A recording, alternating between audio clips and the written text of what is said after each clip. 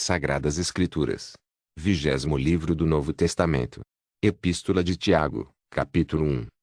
Tiago, servo de Deus, e do Senhor Jesus Cristo, as 12 tribos que andam dispersas, saúde. Meus irmãos, tende grande gozo quando cairdes em várias tentações, sabendo que a prova da vossa fé opera a paciência. Tenha, porém, a paciência sua obra perfeita, para que sejais perfeitos e completos, sem faltar em coisa alguma. E, se algum de vós tem falta de sabedoria, peça a Deus, que a todos dá liberalmente, e o não lança em rosto, e ser-lhe-á dada. Peça-a, porém, com fé, em nada duvidando, porque o que duvida é semelhante à onda do mar, que é levada pelo vento, e lançada de uma para outra parte. Não pense tal homem que receberá do Senhor alguma coisa. O homem de coração dobre é inconstante em todos os seus caminhos. Mas glorie seu irmão abatido na sua exaltação, e o rico em seu abatimento, porque ele passará como a flor da erva. Porque sai o sol com ardor, e a erva seca, e a sua flor cai, e a formosa aparência do seu aspecto perece, assim se murchará também o rico em seus caminhos. Bem-aventurado o homem que sofre a tentação, porque, quando for provado, receberá a coroa da vida, a qual o Senhor tem prometido aos que o amam. Ninguém, sendo tentado, diga, de Deus sou tentado, porque Deus não pode ser tentado pelo mal, e a ninguém tenta. Mas cada um é tentado, quando atraído e engodado pela sua própria concupiscência. Depois, havendo a concupiscência concebido, dá à luz o pecado, e o pecado, sendo consumado, gera a morte. Não erreis, meus amados irmãos. Toda a boa dádiva e todo o dom perfeito vem do alto, descendo do Pai das luzes, em quem não há mudança nem sombra de variação. Segundo a sua vontade, ele nos gerou pela palavra da verdade, para que fôssemos como primícias das suas criaturas. Portanto, meus amados irmãos, todo homem seja pronto para ouvir, tardio para falar, tardio para se irar. Porque a ira do homem não opera a justiça de Deus. Por isso, rejeitando toda a imundície e superfluidade de malícia, recebei com mansidão a palavra em vós enxertada, a qual pode salvar as vossas almas. E sede cumpridores da palavra, e não somente ouvintes, enganando-vos a vós mesmos. Porque, se alguém é ouvinte da palavra, e não cumpridor, é semelhante ao homem que contempla ao espelho seu rosto natural. Porque se contempla a si mesmo, e vai-se, e logo se esquece de como era. Aquele, porém, que atenta bem para a lei perfeita da liberdade, e nisso persevera, não sendo ouvinte esquecediço, mas fazedor da obra, este tal será bem-aventurado no seu feito. Se alguém entre vós cuida ser religioso, e não refreia sua língua, antes engana o seu coração, a religião desse é vã. A religião pura e imaculada para com Deus e Pai, esta, visitar os órfãos e as viúvas nas suas tribulações, e guardar-se da corrupção do mundo.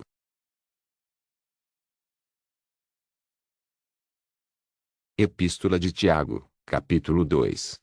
Meus irmãos, não tenhais a fé de nosso Senhor Jesus Cristo, Senhor da glória, em acepção de pessoas.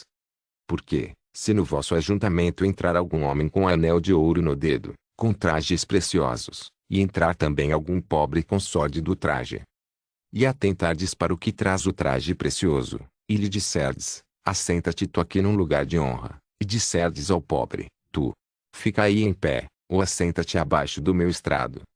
Porventura não fizestes distinção entre vós mesmos, e não vos fizestes juízes de maus pensamentos. Ouve, meus amados irmãos, porventura não escolheu Deus aos pobres deste mundo para serem ricos na fé, e herdeiros do reino que prometeu aos que o amam? Mas vós desonrastes o pobre.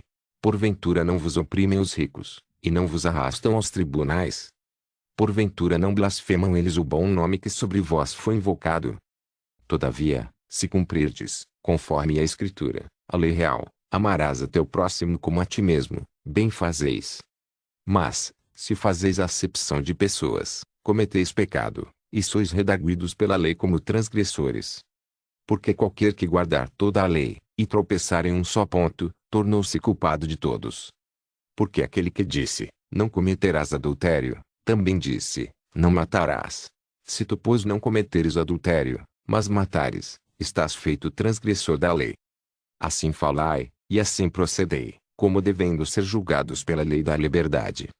Porque o juízo será sem misericórdia sobre aquele que não fez misericórdia, e a misericórdia triunfa do juízo. Meus irmãos, que aproveita se alguém disser que tem fé, e não tiver as obras? Porventura a fé pode salvá-lo? E, se o irmão ou a irmã estiverem nus, e tiverem falta de mantimento cotidiano, e algum de vós lhes disser, ide em paz, aquentai-vos, e fartai-vos, e não lhes derdes as coisas necessárias para o corpo, que proveito virá daí? Assim também a fé, se não tiver as obras, é morta em si mesma. Mas dirá alguém, tu tens a fé, e eu tenho as obras, mostra-me a tua fé sem as tuas obras, e eu te mostrarei a minha fé pelas minhas obras. Tu crês que há um só Deus, fazes bem. Também os demônios o creem, e estremecem. Mas, ó homem vão, queres tu saber que a fé sem as obras é morta? Porventura o nosso pai Abraão não foi justificado pelas obras, quando ofereceu sobre o altar o seu filho Isaque. Bem vês que a fé cooperou com as suas obras, e que pelas obras a fé foi aperfeiçoada. E cumpriu-se a Escritura, que diz, e creu Abraão em Deus, e foi-lhe isso imputado como justiça, e foi chamado amigo de Deus. Vedes então que o homem é justificado pelas obras, e não somente pela fé. E de igual modo Raabe, a meretriz, não foi também justificada pelas obras, quando recolheu os emissários, e os despediu por outro caminho. Porque, assim como o corpo sem o espírito está morto, assim também a fé sem obras é morta.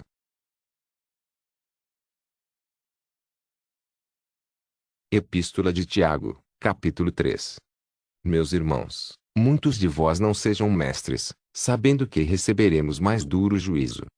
Porque todos tropeçamos em muitas coisas. Se alguém não tropeça em palavra, o tal é perfeito, e poderoso para também refrear todo o corpo.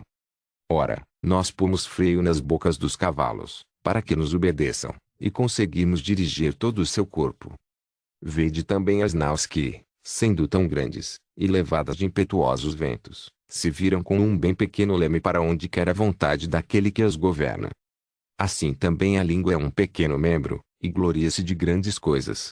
Vede quão grande bosque um pequeno fogo incendeia. A língua também é um fogo, como o mundo de iniquidade. A língua está posta entre os nossos membros, e contamina todo o corpo, e inflama o curso da natureza, e é inflamada pelo inferno. Porque toda a natureza, tanto de bestas feras como de aves, tanto de répteis como de animais do mar, se amansa e foi domada pela natureza humana. Mas nenhum homem pode domar a língua. É um mal que não se pode refrear, está cheia de peçonha mortal. Com ela bendizemos a Deus e Pai, e com ela amaldiçoamos os homens, feitos à semelhança de Deus. De uma mesma boca procede bênção e maldição. Meus irmãos, não convém que isto se faça assim. Porventura deita alguma fonte de um mesmo manancial água doce e água amargosa? Meus irmãos, pode também a figueira produzir azeitonas, ou a videira figos? Assim tampouco pode uma fonte dar água salgada e doce. Quem dentre vós é sábio e entendido? Mostre pelo seu bom trato as suas obras em mansidão de sabedoria. Mas, se tendes amarga inveja, e sentimento faccioso em vosso coração, não vos glorieis, nem mintais contra a verdade. Essa não é a sabedoria que vem do alto, mas é terrena, animal e diabólica. Porque onde há inveja e espírito faccioso aí há perturbação e toda obra perversa.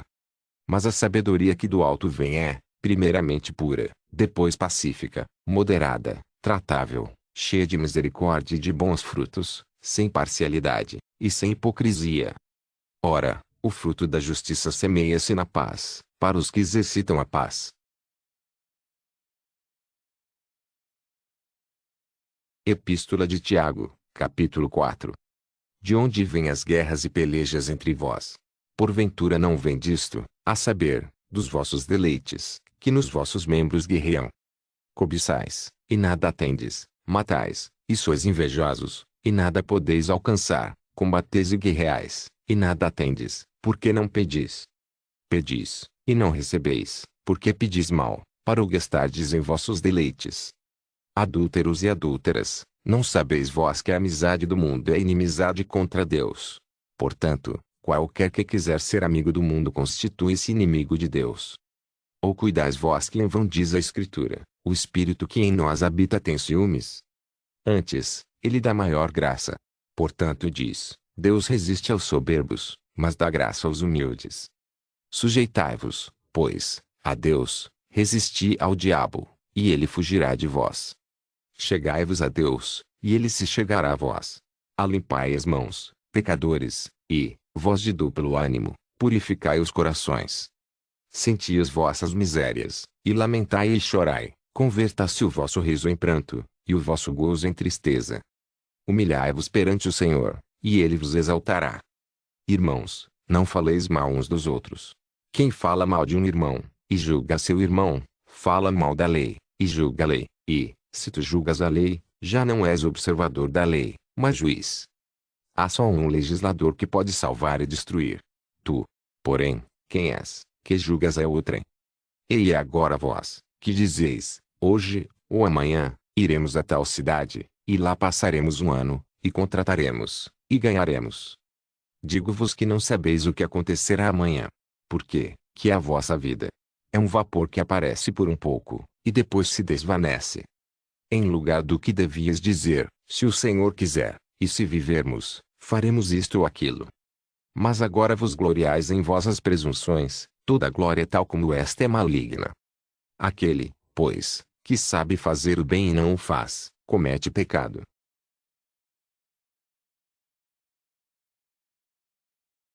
Epístola de Tiago, capítulo 5. Pois, agora vós, ricos, chorai e pranteai, por vossas misérias, que sobre vós hão de vir. As vossas riquezas estão apodrecidas, e as vossas vestes estão comidas de traça. O vosso ouro e a vossa prata se enferrujaram, e a sua ferrugem dará testemunho contra vós, e comerá como fogo a vossa carne. Entesourastes para os últimos dias. Eis que o jornal dos trabalhadores que ceifaram as vossas terras, e que por vós foi diminuído, clama, e os clamores dos que ceifaram entraram nos ouvidos do Senhor dos Exércitos. Deliciosamente vivestes sobre a terra, e vos deleitastes, cevastes os vossos corações, como num dia de matança. Condenastes e matastes o justo, ele não vos resistiu. Sede, pois, irmãos, pacientes até a vinda do Senhor. Eis que o lavrador espera o precioso fruto da terra, aguardando com paciência, até que receba a chuva temporã e serôdia. Sede vós também pacientes, fortalecei os vossos corações, porque já a vinda do Senhor está próxima. Irmãos, não vos queixeis uns contra os outros, para que não sejais condenados. Eis que o juiz está à porta. Meus irmãos, tomai por exemplo de aflição e paciência os profetas que falaram em nome do Senhor. Eis que temos por bem-aventurados os que sofreram. Ouvistes qual foi a paciência de Jó, e vistes o fim que o Senhor lhe deu, porque o Senhor é muito misericordioso e piedoso. Mas, sobretudo, meus irmãos, não jureis, nem pelo céu, nem pela terra, nem façais qualquer outro juramento, mas que a vossa palavra seja sim, sim, e não, não, para que não caiais em condenação. Está alguém entre vós aflito? Ore. Está alguém contente? Cante louvores. Está alguém entre vós doente? Chame os presbíteros da igreja, e orem sobre ele, ungindo-o com azeite em nome do Senhor. E a oração da fé salvará o doente, e o Senhor o levantará, e, se houver cometido pecados, ser-lhe-ão perdoados.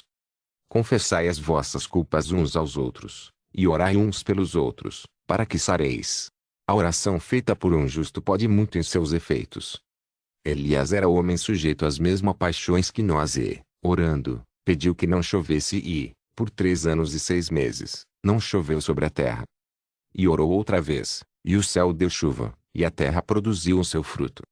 Irmãos, se algum dentre vós se tem desviado da verdade, e alguém o converter, saiba que aquele que fizer converter do erro do seu caminho um pecador, salvará da morte uma alma, e cobrirá uma multidão de pecados.